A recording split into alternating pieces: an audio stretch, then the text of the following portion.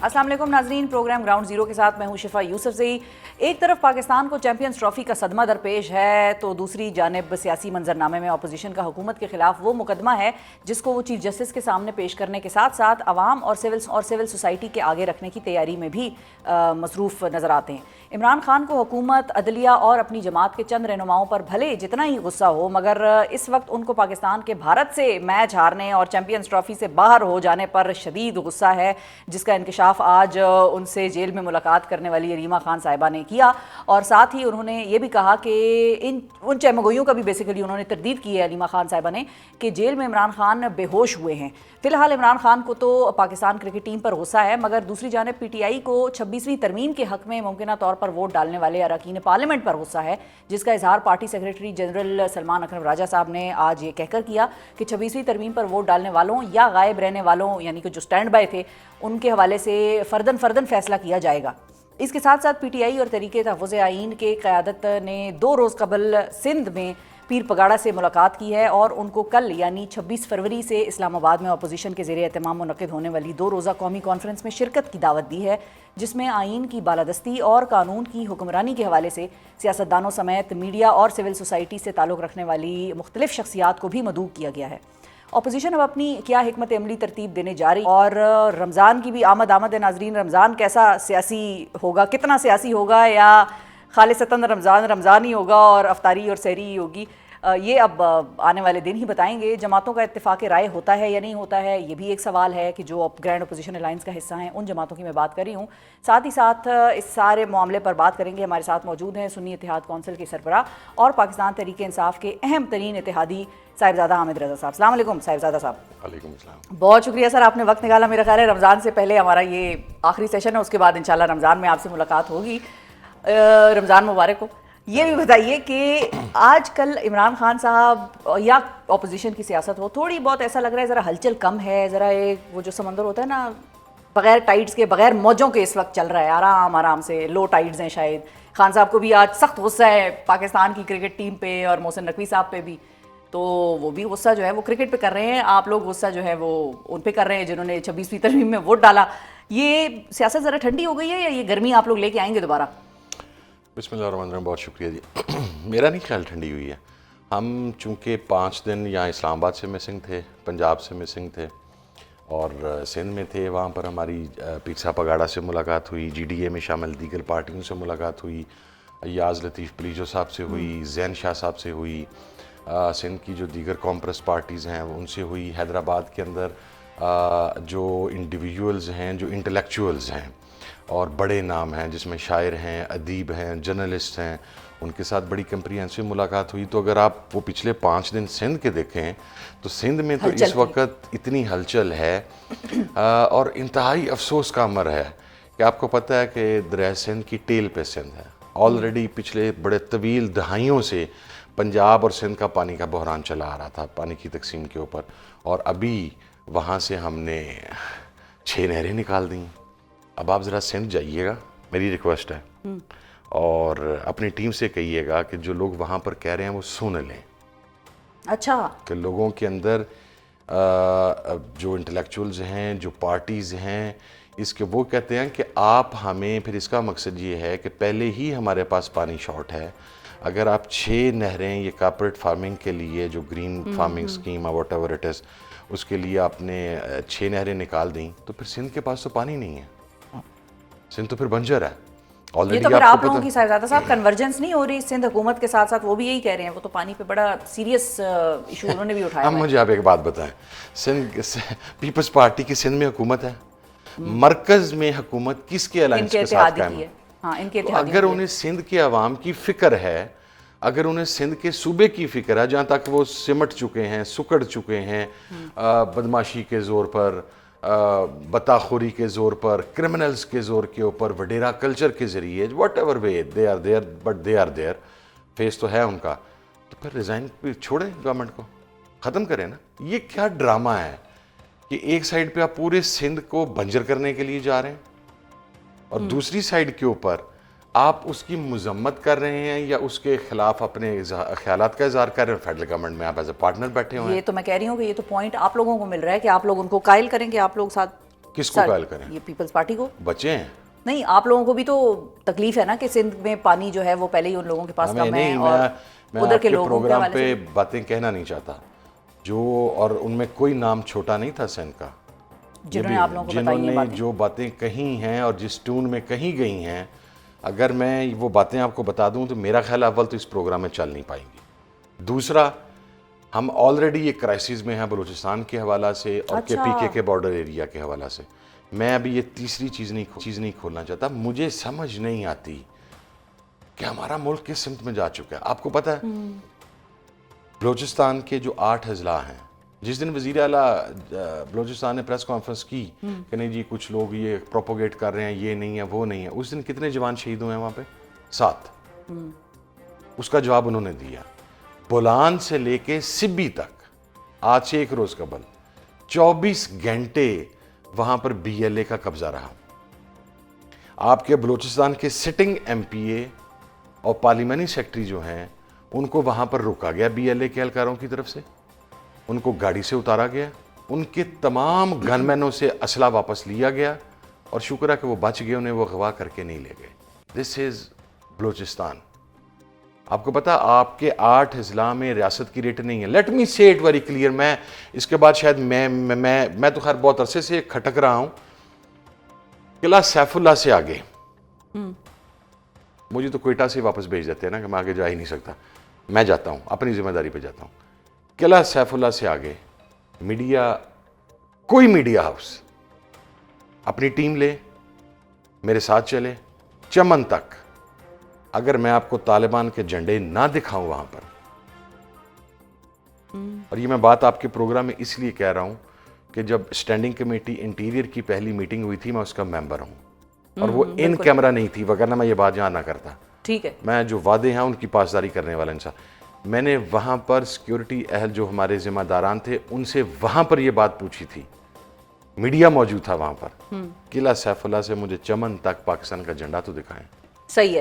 تو پھر اب اگر ہم یہ پوچھیں آپ سے کہ آپ سندھ سے کیا سینس لے کر آئے ہیں, کیونکہ اگر پانی کے مسئلے پر وہاں پر اب سیریس ایک ریزرویشنز ہیں لوگوں کو, اور وہ ایسی بھی ہیں کہ آپ کہہ رہے ہیں کہ پروگرام پہ بیان بھی نہیں کر سکتے کیونکہ آپ وہ والا ایونیو ابھی نہیں کھولنا چاہ رہے, تو پھر کیا سینس آپ لوگ وہاں سے لے کر آئے ہیں؟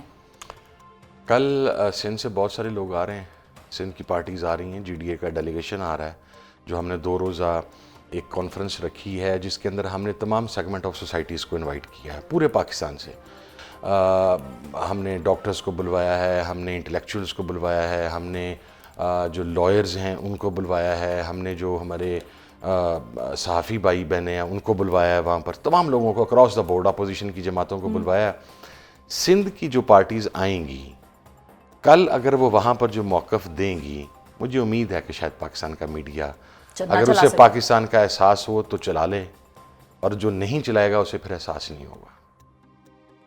بڑا کیٹیگوریکلی آپ کو یہ بات, مطلب وہ ایسا ہے کہ فیصلہ کرنا پڑے گا کہ چلانا ہے یا نہیں چلانا. آپ چلیں تو صحیح. آپ کے جقب آباد کے اندر, آپ کے اس کے اندر بے نظیر آباد کے اندر, ٹھیک ہے, آپ کے نواب شاہ کے اندر, آپ کے سکھر کے اندر, مجھے شام نماز مغرب کے بعد اگر آپ کسی مین روڈ کے اوپر نکل کے دکھا دیں تو میں آپ کو مان لوں گا.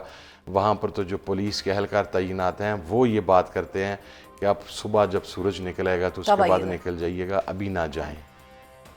میرے پہ اگر آپ کو یقین نہیں ہے کہ میری چونکہ موجودہ حکومت سے مخالفت ہے یا میں خلاف کھڑا ہوا ہوں, عمران خان کے ساتھ کھڑا ہوں, فارگیٹ اباؤٹ می. آپ سندھ میں ایاز لطیف پلیجو صاحب, ایک بڑا انٹلیکچوئل, ایک بڑا نام وہاں کا سندھ کا, جا کے پوچھئے پرسوں رات ان کو ٹریول کرنے سے منع کیا گیا جب ان کے پاس پہنچے ہم. پولیس نے انہیں کہا کہ آپ ٹریول نہیں کریں گے اس روڈ کے اوپر. آپ انٹیریئر سندھ کے اندر رات کو ٹریول ہی نہیں کر سکتے, آپ نواب شاہ میں اٹھ سکتے. پتہ نہیں کہاں جا رہے ہیں, مجھے یہ سمجھ نہیں آ رہی کہ ہم کس سائڈ کے اوپر لیڈ کر رہے ہیں. ہاں, ہمیں ہارس اینڈ کیٹل شو, میں نہیں کہتا نارملی نا, میں بڑے سویلائزڈ الفاظ استعمال کرتا ہوں. ملک تباہی کے دہانے پہ, لوگوں کے پاس کھانے کے لیے 2 وقت کی روٹی نہیں, رمضان کی ابتدا ہے اور لوگوں کے گھروں میں پاکستانی عوام کے پریشانی ہے کہ ہم نے سحری اور افطاری کا بندوبست کہاں سے کرنا ہے. And we are doing this horse and cattle show, spending billion of rupees on that. This is what you call politics of progressive Pakistan? I'm really sorry to say, but this is disgusting. آپ مجھے بتائیں یہ رمضان میں آپ نا یہ رمضان نشریات نہ دکھائیں آپ. میں آپ کے توسط سے ریکویسٹ کر رہا ہوں تمام میڈیا ہاؤسز کو, اس مرتبہ آپ دیہات میں جائیں, آپ گاؤں میں جائیں, آپ ان جگہوں پر جائیں جہاں پر لوگوں کے پاس اب افطاری کے لیے پیسے نہیں ہوں گے. ہاں, حالات لوگوں کے بڑے تنگ ہیں, اور لوگ بہت سارے ایسے بھی ہیں جو کہ اس کا اظہار بھی نہیں کر سکتے کیونکہ ان کی شرم یا ان کی جو ایک عزت دار آدمی جو سفید پوشی ہے وہ سامنے آ جاتی ہے, وہ کہہ بھی نہیں سکتے اور مانگ بھی نہیں سکتے. اچھا, اب ایک اور چیز بھی ہے کہ حکومت دوسری طرف, میں پچھلے دنوں فائنانس منسٹر کے بیان سن رہی تھی, انہوں نے کہا کہ سب اچھا ہے, پاکستان کی اکانومی گروتھ کر رہی ہے, مہنگائی کم ہو رہی ہے, ساتھ ہی ساتھ انہوں نے یہ بھی بتایا کہ بھئی ہم ایف بی آر نے کام بھی بڑا اچھا کیا ہے, ٹیکس بھی بڑا اچھا کلیکٹ ہوا ہے, آلدو وہ شارٹ فال ہے ان کی, لیکن وہ تعریفیں کر رہے ہیں, کلابیں ملا رہے ہیں. حکومت مطمئن ہے. صاحب صحیح ہوں گے, حکومتی اتحادی, حکومتی پارلیمنٹیرینز, حکومتی وزراء, فائنانس منسٹر صاحب کی جو اپنی پرسنل ان کی اکانومیز ہیں وہ گروتھ کر رہی ہیں, وہ تو ہمیں نظر آ رہا ہے. وہی تو نہیں نا, انہوں نے کہا اکانومی گروتھ کر رہی ہے, انہوں نے ڈیفائن تو نہیں کیا کہ پاکستان کی اکانومی گروتھ کر رہی ہے. انہوں نے یہ تو نہیں بتایا کہ عام آدمی کے حالات زندگی بدل رہے ہیں, تو وہ جھوٹے تو نہیں ہیں, سچے ہیں. تو آئی مسٹ اپریشیٹ کہ انہوں نے ایک اچھی اسٹیٹمنٹ دی ہے, میں اس کی وضاحت کر دی ہے ذرا کھول کے. مجھے بتائیں تو صحیح, میرے ساتھ نکلیں, کون سی پروگرس ہو رہی ہے یہاں پہ اس ملک کے اندر. آپ مجھے یہ بتائیں کہ پاکستان کے اندر کو بندہ اس وقت سرمایہ لگانے کے لیے تیار ہے جو یہاں پر ہمارے امن و امان کی صورتحال ہے, جو ہمارے پاس پولیٹیکل ڈسیبلٹی ہے یہاں پر اس وقت اس ملک کے اندر, کوئی ایک آدمی مجھے بتائیں نا. تو یہ جو سرویز آتے ہیں, گیلپ مثال کے طور پہ ابھی ریسنٹ سروے ایک آیا ہے, وہ آئی ایم شور آپ کی نظر سے بھی گزرا ہوگا کہ 6 مہینے میں کاروباری طبقے کا کانفیڈنس بہتر ہوا. میں نارملی فضول قسم کے سروے دیکھتا نہیں ہوں, نہ میں مقصد ہے, میں کبھی سروے کے اوپر کامنٹ نہیں کرتا.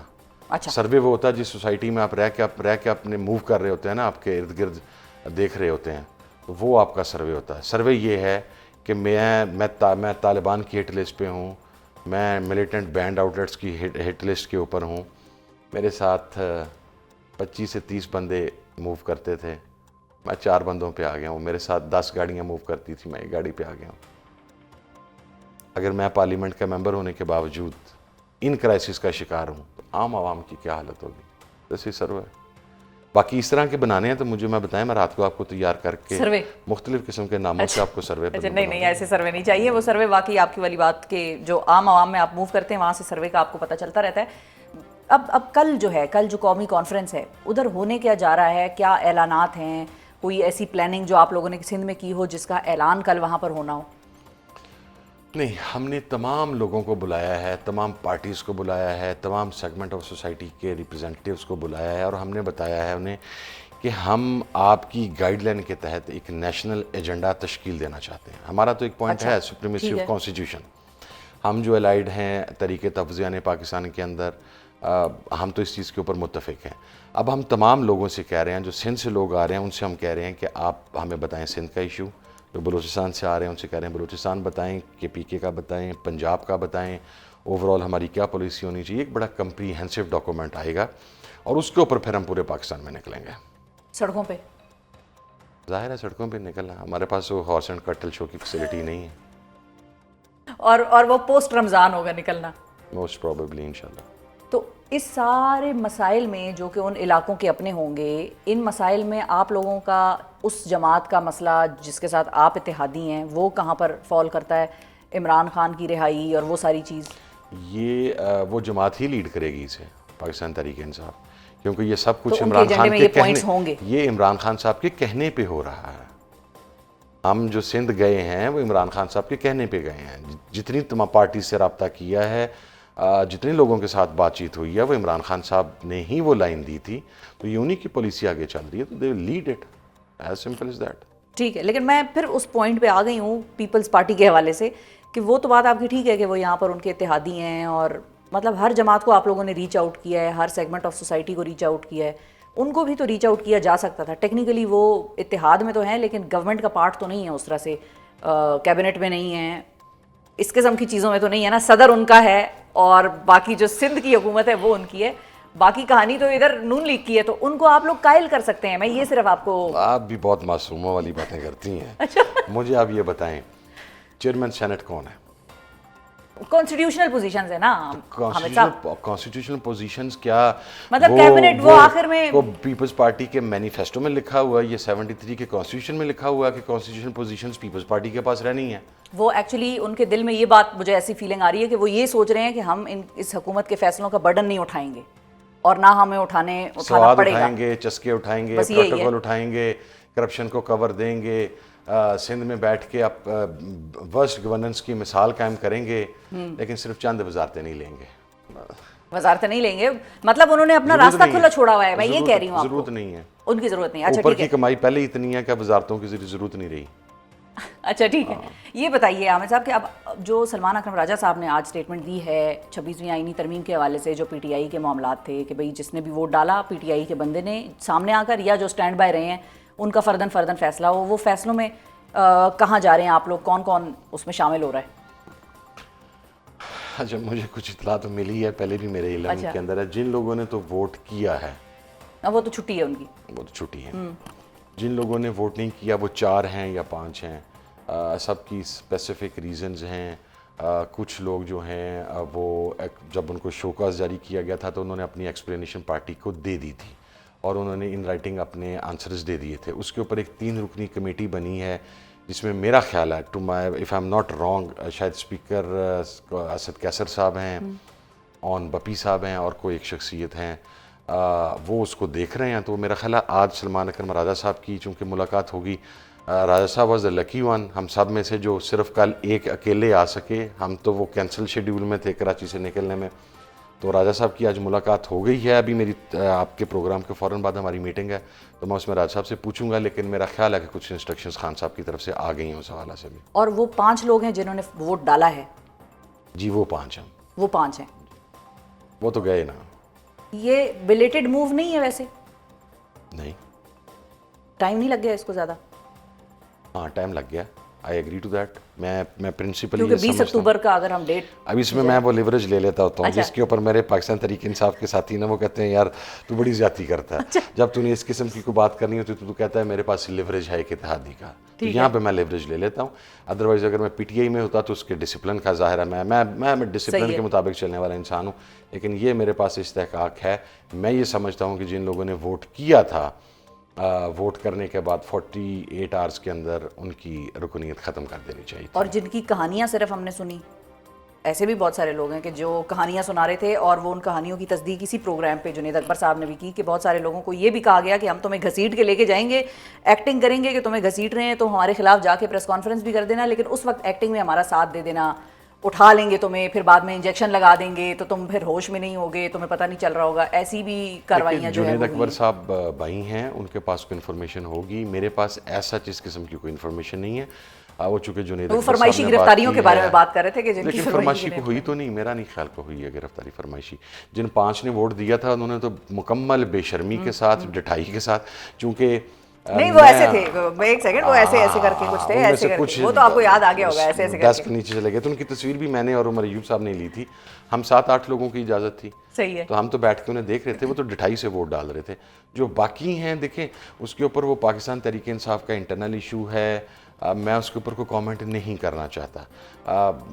वो अगर अपनी एक्सप्लेनेशन के अंदर देने में कामयाब हो जाएंगे तो एक चीज़ तो जाहिर है कि उन्होंने वोट नहीं किया, ठीक है। अब मेरा ख्याल है उनसे जो पूछा जाएगा साबित कैसे होगा कि उनकी लोकेशन क्या थी, that they were not there, yes। वो जाहिर है हर एक के पास मोबाइल फ़ोन है, मोबाइल के ज़रिए लोकेशन। अब जो कमेटी है वो कमेटी, उनमें से कई लोग थे जो राब्ते में थे। अच्छा ठीक है, ठीक है, जो राब्ते में थे से मुराद है किसी का राब्ता किसी का राब्ता 1 दिन पहले मुनक़ता हुआ, किसी का 2 दिन पहले मुनक़ता हुआ। 1-2 लोग ऐसे भी थे जो तकरीबन 1 महीना KPK में ही रहे। उनका कहना ये है, अच्छा उनकी कोर्ट हेयरिंग्स थी कि वो कोर्ट हेयरिंग के लिए वापस गए हैं, वो उस कोर्ट हेयरिंग में अपीयर हुए हैं और दोबारा KPK जाते रास्ते से उठाए गए हैं। ये उनका मौक़िफ़ है, मैं नाम नहीं बताना मुनासिब समझता। वो तहरीरी तौर पर जवाब दे चुके हैं। वो तहरीक इंसाफ की कमेटी अगर उनके जवाबात को सेटिस्फैक्ट्री समझेगी तो वो मेरा ख्याल है कि उसके ऊपर उसके मुताबिक एक्शन लेंगे। अगर सेटिस्फैक्ट्री ना हुआ, ये मैं आपको बता देता हूँ कि 0 टॉलरेंस होगी फिर अगर किसी का जवाब सेटिस्फैक्ट्री ना हुआ तो। लेकिन मुझे ऐसी, जो अगर मैं भी आपको एक बात बता देती हूँ, आपने कहा ना आप यहाँ लेवरेज ले लेते हैं जब आप, क्यों चूँकि आप PTI के हैं नहीं तो आप लेवरेज ले लेते हैं। मुझे भी ऐसा लग रहा है कि बहुत सारों को लेवरेज भी मिल जाएगी। डिस्पाइट द फैक्ट कि देवर देयर या डिस्पाइट द फैक्ट कि वो बस फड़े गए सन, उनको लेवरेज मिल ही जाएगी कि भाई वोट तो नहीं डाला ना, गायब हम पकड़े हुए थे, गायब ही हुए थे। उसका एक मरतबा कमेटी का डिसीजन आ लेने दें, फिर मेरे पास कुछ चीज़ें हैं। अभी अगर मैं आपके प्रोग्राम में को बात कर दूंगा ना तो मेरी की हुई बात उस हेयरिंग के ऊपर जो डिसिप्लिनरी कमेटी वो असरअंदाज हो जाएगी। तो जब उस कमेटी का फैसला आ लेने दें, अगर मैंने फील किया, मैं बड़ी ऑनेस्टी से अपना ओपिनियन दे देता था। उधर भी दे देंगे? मैं दे दूंगा। मैं शायद मेरे से पूछा भी जाना है, ठीक है, वो मुझे कुछ चीज़ों का इल्म है। मैं शेर अफजल साहब थे, मेरा ख्याल है if I am not wrong, बहुत अर्ली मैं आपके प्रोग्राम में क्या गया था, मैंने शेर अफजल साहब से ये बात कही थी कि शेर अफजल साहब, सियासत के अंदर आपको ना धीमे मिजाज के साथ चलना होता है और आप हर आदमी के साथ लड़ाई नहीं करते। वो शेर अफजल के साथ मेरा बड़ा एहतराम का ताल्लुक़ रहा और मशवरा था, मैंने तो उन्हें ओपनली दिया था। अब उसके हवाले से पार्टी ने जो फैसला किया, ज़ाहिर है वो पार्टी जाने और शेर अफजल साहब जाने, लेकिन मैं अपनी राय ओपनली दे देता हूँ। अगर आज मैं फील करूँगा कि कमेटी ने किसी जगह पर कुछ साइड मारी है तो शायद मैं उसका इजहार भी कर दूँ। मैं खान साहब को खुद जाके बता दूंगा, मैं खैर कुछ बता भी चुका हूँ। बहुत शुक्रिया अदा करेंगे साहिबजादा हामिद रज़ा साहब। नाजरीन हमारे साथ मौजूद थे और बड़ी कैंडिड डिस्कशन आज हमारी हुई। सिंध के हवाले से बड़े परेशान मालूम हुए और उन्होंने ये कहा कि बहुत सारी बातें ऐसी हैं कि जो मैं वहाँ पर सुन कर आया हूँ लोगों की ज़बानी, मैं यहाँ पर करना नहीं चाहता। मैं एक और पाकिस्तान के लिए मुश्किल का फ्रंट नहीं खोलना चाहता। होश के नाखून लेने चाहिए हुकूमतों को कि क्या हो रहा है हमारे मुल्क में और उसको सॉर्ट आउट करने की, सॉल्व करने की ज़रूरत है। साथ ही साथ उन्होंने ये भी कहा कि वहाँ जो कल कॉन्फ्रेंस होगी, कौमी कॉन्फ्रेंस, वहाँ से भी जो बयानात सामने आएंगे वो भी मीडिया को फैसला करना होगा कि अगर वो पाकिस्तान के साथ हैं तो उन बयानात को चलाएं, अगर पाकिस्तान की फ़िक्र नहीं है तो फिर बेशक उनको सेंसर कर दें। पाकिस्तान में मंशियात के बढ़ते इस्तेमाल और ड्रग अब्यूज़ के हवाले से सामने आने वाले आदाद-ओ-शुमार खासे परेशान कुन हैं और 2023 की एंटी ड्रग फोर्स रिपोर्ट के मुताबिक मुल्क में 67% यूनिवर्सिटी तालिब इल्म मंशियात के इस्तेमाल में मुलविस हैं, जबकि 76 लाख अफराद मंशियात के आदी हैं। ये रुझान कितना परेशान कुन है और पाकिस्तान में इसको रोकने और मंशियात के आदी अफराद के इलाज के हवाले से अहम चैलेंजेस क्या हैं, इस हवाले से गुफ्तगू करने के लिए हमारे साथ मौजूद हैं डॉक्टर सदाकत अली, जो कि नशे के आदी अफराद के इलाज के माहिर हैं और विलिंग वेज के CEO भी हैं। अस्सलाम वालेकुम डॉक्टर साहब। वालेकुम अस्सलाम। बहुत शुक्रिया डॉक्टर साहब। आपने सबसे पहले तो ये बताइए कि आपके पास इलाज के लिए आने वाले जो नशे के आदी अफराद होते हैं उनमें नौजवानों का तनासुब कितना है और स्कूल कॉलेज जाने वाले तलबा की कितनी तादाद है? अच्छा, स्कूल जाने वाले तलबा तो हमारे पास नहीं आते ज़्यादातर जो लोग आते हैं वो 20 से 35 साल की उम्र के दरमियान होते हैं। 90% के उम्र का जो यही है कि वो 20 से 35 साल की उम्र के दरमियान के लोग होते हैं और अमूमन ऊंची सोसाइटी के लोग होते हैं। ज़्यादा जो लोग हाई अचीवर फैमिली से ताल्लुक़ रखते हैं, तो ज़्यादातर हमारे पास, चूँकि मुझे काम करते हुए इस फील्ड में को तकरीबन 50 साल हो गए हैं, तो आहिस्ता आहिस्ता वक्त के साथ साथ इलाज में मैच्योरिटी आई है।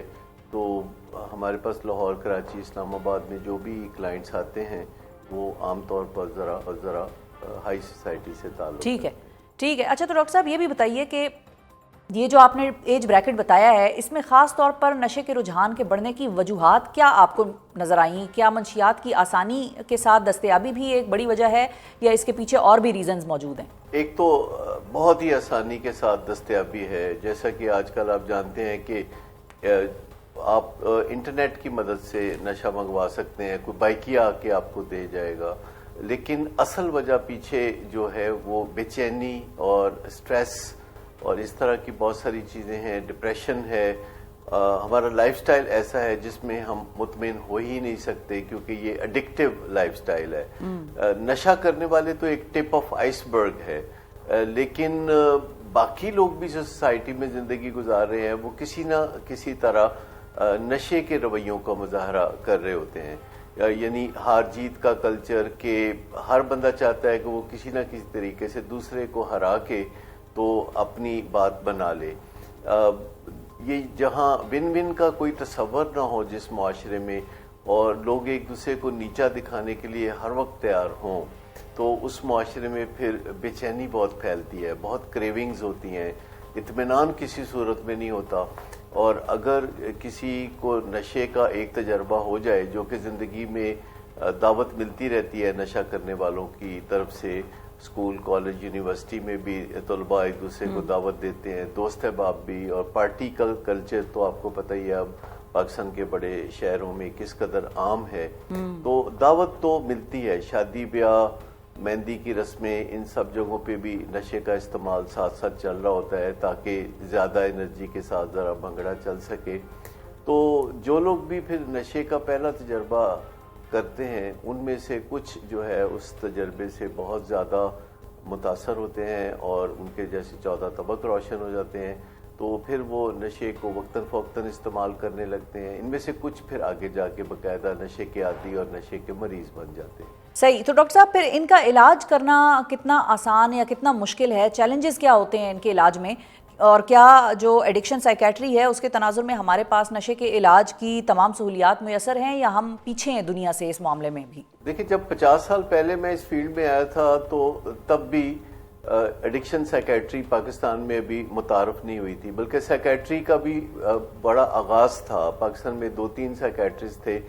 मेरा एक दोस्त नशे का मरीज़ बन गया था, तो उसके लिए मदद हासिल करने में एक साइकेट्रिस्ट के पास गया, तो उन्होंने बताया कि पाकिस्तान में तो हम ये इलाज नहीं कर सकते। अच्छा। तो मैं उस वक्त जनरल प्रैक्टिस में आया था और कुछ ही साल हुए थे, तो मुझे अपने दोस्त की मदद करना बड़ा ज़रूरी लगता था। और फिर मैंने अपने कॉमन सेंस तरीके से उस वक्त पहला जो मरीज़ मेरा दोस्त था उसका इलाज किया था। ये बहुत पुरानी बात है, लेकिन अफसोसनाक बात यह है कि पाकिस्तान में आज भी अभी एडिक्शन साइकेट्री का आगाज़ नहीं हुआ। मेडिकल कॉलेज में या बाद की सतह जो पोस्ट ग्रेजुएशन है उसमें कहीं भी एडिक्शन साइकेट्री ना पढ़ाई जाती है ना सिखाई जाती है। मुझे इत्तफाक से जब प्रैक्टिस करते हुए 15 साल गुजर गए थे, तो मुझे अमेरिका के सफ़ीर की तरफ से एक दावत मिली कि एक दौरा होता है सालाना जो दुनिया भर से लोगों को वो बुलाते हैं USIA के प्रोग्राम के तहत। ये उनकी पुरानी ट्रेडिशन थी। तो 1991 में मुझे वो दौरा करने का मौका मिला और उसमें मुझे एक्सपोजर मिला कि अमेरिका में नशे की इलाजगाहों में इलाज कैसे होता है। उसके दौरे के दौरान ही मुझे दावत मिली कि अगर आप ट्रेनिंग के लिए आना चाहें तो आप आ सकते हैं। तो फिर मैं 1.5 साल की ट्रेनिंग के लिए हेजल्डन में गया, जो दुनिया की बेहतरीन इलाजगाह है और सेंटर सिटी मिनेसोटा में वाक़या है। तो ठीक है। उसके बाद वापसी पर फिर मैंने पहले तो लाहौर में सेंटर था, फिर कराची इस्लामाबाद भी बनाया और बहुत सारे लोग जो मेरे साथ काम करते रहे वो सीखते रहे और वो जाके सेंटर बनाते रहे। लेकिन पाकिस्तान में संजीदगी से कभी भी एडिक्शन साइकेट्री की प्रैक्टिस के बारे में कोई अमली मुजाहरा हमने नहीं देखा। बिल्कुल सही है, बिल्कुल सही है। बहुत शुक्रिया हम अदा करेंगे डॉक्टर सदाकत अली साहब का। उन्होंने हमारा नशे के ट्रीटमेंट्स के हवाले से, मंशियात से के आदी लोगों की ट्रीटमेंट्स के हवाले से इनसाइट्स शेयर की। और ये एक बड़ा चैलेंज है और ये बड़ी अफसोसनाक बात है कि पाकिस्तान में आज 21वीं सदी के दौर में भी एडिक्शन साइकेट्री को लोग सीरियसली नहीं लेते। किसी ने इस पर ज़्यादा काम नहीं किया। जो आ गया इस फील्ड में अपने शौक़ से तो आ गया, लेकिन ओवरऑल हम मुआशरती तौर पर शायद इस चीज़ को एक्सेप्ट ही नहीं करते कि हमारा बच्चा ड्रग्स लेता है और उसको किसी डॉक्टर के पास लेके जाना है। बहुत सारी फैमिलीज़ ऐसी भी होती हैं जो खुद ही घरेलू टोटके इस्तेमाल करके उस बच्चे को मंशियात से दूर करने की कोशिश करती हैं। बहरहाल एक ये चैलेंज है और एक और चैलेंज है नाजरीन, ब्रेक के बाद हम उस पर बात करेंगे। वो है क्लाइमेट फाइनेंसिंग के हवाले से जो बातचीत चल रही है इस वक्त IMF वफ्द की पाकिस्तान की गवर्नमेंट से। मौसमियाती तब्दीली यानी क्लाइमेट चेंज से जुड़े एक और अहम इशू क्लाइमेट फाइनेंसिंग पर बात करेंगे, जिसकी पाकिस्तान को इस चैलेंज के तनाजुर में अशद ज़रूरत है। मौसमियाती तब्दीली से निपटने के लिए पाकिस्तान के IMF के साथ $1.5 अरब की क्लाइमेट फाइनेंसिंग पर मुज़ाकरात हो रहे हैं और गुज़िश्ता रोज़ से IMF वफ्द पाकिस्तानी हुकाम से बातचीत के लिए इस्लामाबाद में मौजूद है। पाकिस्तान के लिए क्लाइमेट फाइनेंसिंग कितनी ज़रूरी हो चुकी है और इस रकम को खर्च करने के लिए पाकिस्तान की तरजीहात क्या होनी चाहिए, इस हवाले से गुफ्तगू करने के लिए हमारे साथ मौजूद हैं WWF पाकिस्तान की director climate action and sustainability Nazifa Bhatt साहिबा। अस्सलाम वालेकुम नज़ीफ़ा साहिबा, बहुत शुक्रिया आपने वक्त निकाला प्रोग्राम के लिए। सबसे पहले तो ये बताइए कि पाकिस्तान की क्लाइमेट फाइनेंसिंग के लिए IMF से जो बातचीत चल रही है, इस हवाले से IMF वफ्द इस्लामाबाद में मौजूद है। पाकिस्तान को क्लाइमेट चेंज से निपटने के लिए IMF फाइनेंसिंग की कितनी अशद ज़रूरत है? देखिए, हमने बहुत से क्लाइमेट डिजास्टर देख चुके हैं। पाकिस्तान में फ्लड्स आए 2022 के और पिछले 10 साल से हम देखते आ रहे हैं फ्लड्स रिकरिंग आ रहे हैं। अब यहाँ तक के क्रॉप यील्ड जो आपकी वीट की पैदावार है, कॉटन की पैदावार है, मैंगोज, ऑरेंजेस, इन सब की पैदावार में कमी आ रही है क्योंकि वेदर पैटर्न चेंज हो रहा है। हीट वेव्स हमारे पास इतनी आ रही है, ग्लोफ इवेंट्स जो कि ग्लेशियल मेल्टिंग के इवेंट्स हैं, ये बहुत ज्यादा आकर हो रहे हैं। इनको देखते हुए और इनसे मुकाबला करने के लिए और इनके लिए वो नेसेसरी इंफ्रास्ट्रक्चर बनाने के लिए हमारे लिए इस वक्त बहुत ज़रूरी है कि हम IMF जैसे इदारों से फंडिंग जो है वो हासिल करें। ठीक है, तो नज़ीफ़ा साहबा ये भी बताइए कि पाकिस्तान इस वक्त IMF के साथ $1.5 अरब की इब्तदाई क्लाइमेट फाइनेंसिंग पर बात कर रहा है। क्या ये रकम काफ़ी होगी, और अगर नहीं तो हमें अंदाज़न हमें कितनी रकम दरकार है इस चैलेंज से निपटने के लिए? जी बिल्कुल, ये अमाउंट तो बहुत कम है, क्योंकि मैं हवाला दूंगी 2022 के फ्लड्स का, क्योंकि $30 बिलियन सिर्फ उस एक फ्लड ने नुकसान पहुंचाया था और हमें उसको रिहेबिलिटेशन वगैरह के लिए इतनी फंडिंग की जरूरत थी। हमें तकरीबन, अगर मैं अडेप्टेशन की बात करूं, तो हमें 348 बिलियन डॉलर्स जो हैं वो उसकी जरूरत है सिर्फ अडेप्टेशन के लिए। और अगर हम मिटिगेशन की बात करें, जो कि ऑलरेडी हम हवा में मुख्तलिफ ग्रीन हाउस गैस एमिशंस मुख्तलिफ सेक्टर्स में से कर रहे हैं, तो उसको अगर हमने काबू पाना है तो उसके लिए हमें 5 ट्रिलियन से 11 ट्रिलियन तक US डॉलर्स चाहिए। तो ये जो 1.5 की आपने बात की, ये बहुत कम अमाउंट है फॉर स्टार्टिंग। यस, हम इसको जरूर आगे लेकर चल सकते हैं, मगर हमें जो टोटल अमाउंट चाहिए वो एटलीस्ट इतनी चाहिए, क्योंकि हमारा मुल्क जो है वो टॉप 10 क्लाइमेट वनरेबल कंट्रीज में आता है। तो इसके लिए तो हमें ये अमाउंट कम पड़ेगी बिल्कुल। अच्छा, तो अगर पाकिस्तान को ये रकम IMF से मिल जाती है तो पाकिस्तान की इस रकम को क्लाइमेट चेंज के तनाजुर में खर्च करने के लिए तरजीहात क्या होनी चाहिए? वो कौन से एरियाज़ हैं जिन पर हमें ये रकम खर्च करना होगी? देखिए, सबसे पहले तो आपका डिजास्टर मैनेजमेंट और रिस्क मैनेजमेंट है, यानी हमें अर्ली वार्निंग सिस्टम्स पे और डिजास्टर्स को काबू करने के लिए जितनी भी माहौलियाती हमें इफेक्ट्स जो हैं क्लाइमेट चेंज के, उनसे काबू पाने के लिए हमें उसमें इन्वेस्ट करने की जरूरत है। वो इंफ्रास्ट्रक्चर लगाएं जो कि हमें इनसे लड़ने में हमें काम आएगा। दूसरा ये कि एग्रीकल्चर प्रैक्टिसेस, अब आप देखें फूड शॉर्टेजेस अगले 10 सालों में हमें नजर आ रही है ग्लोबली। पाकिस्तान क्योंकि एग्री बेस्ड कंट्री है, इसलिए मेरे ख्याल में क्लाइमेट रिजिलियंट एग्रीकल्चर प्रैक्टिसेस को प्रमोट करने के लिए और उनको एम्बेड कराने के लिए हमारे सिस्टम के अंदर सबसे ज्यादा वहां पर भी जरूरत है। एक तीसरा जो सेगमेंट मैं कहूंगी, वाटर सिक्योरिटी, क्योंकि पानी जो है, पानी की किल्लत तकरीबन हमने 11% कमी देखी, शॉर्टफॉल देखा 2024 में पानी के लिए। तो पानी भी एक ऐसा सेक्टर है जिसमें हमें बहुत ज्यादा काम करने की जरूरत है, उसकी रिप्लेनिशमेंट के लिए, उसको रिचार्ज करने के लिए, और साथ ही साथ ट्रांसपोर्ट सेक्टर, क्योंकि सबसे बड़ा जो ग्रीन हाउस गैस एमिशंस का कंट्रीब्यूटर है, क्लाइमेट चेंज को करता है कंट्रीब्यूट, वो ट्रांसपोर्ट सेक्टर है, जिसमें इलेक्ट्रिक व्हीकल्स पे जाने के लिए, वो इंफ्रास्ट्रक्चर लगाने के लिए, उसके लिए इनेबलिंग एनवायरनमेंट क्रिएट करने के लिए हमें वहां पर इन्वेस्टमेंट की जरूरत है। अच्छा, तो नज़ीफ़ा साहब, IMF तो ये कह रहा है कि क्लाइमेट चेंज के हवाले से सूबों को अब वफाक के साथ मिलकर एक फ्रेमवर्क बनाने की ज़रूरत है, और सूबों को अब हम क्लाइमेट चेंज के हवाले से सेंसिटाइज करने के लिए क्या कर सकते हैं, क्या एफर्ट्स और क्या मेजर्स हमें लेने चाहिए?